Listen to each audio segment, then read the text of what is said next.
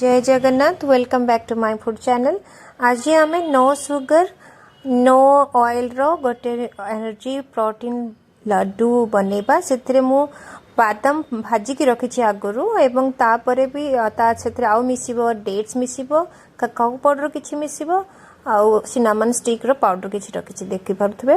तापरे जो मु आगुरी किछि भाजिकी रखी ताकू मु बटर बनैछि पीनट बटर ताकू अपन ग्राइंडिंग करदेले बेसी समय टिके भलो से ग्राइंडिंग करदेले से गोटे बटर रो फॉर्मुलेशन हेके आसीजिवो जोथरे हमको बाइंडिंग रे हेल्प करिवो। तापरे मु भाजिली जो भाजिकी आपन फ्रंट रे भाजुथली आपनकर आलमंड आउ पीनट ताकू सेथिरे मिसै देकिना जो डेट्स रो मंजी बाहर कर देकिना ताकू पकेबा।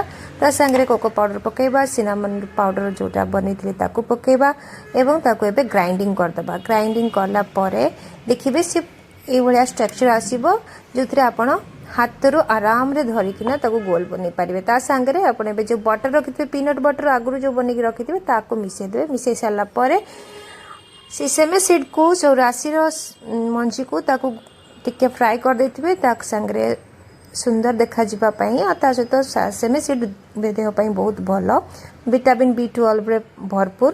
तो ताकू आपण गळे करी एमती गोल गोल करके रखि परिबे। स्टोरेज रे रहि परिबो फ्रिज रे रहि परिबो आपण जुआड जिबे नै परिबे जर्नी रे खाई परिबे एवं समस्त को खुई परिबे। स्टूडेंट मानक पई बेसिकली बहुत भलो एवं समस्त को पई ए लड्डू बहुत स्वास्थ्य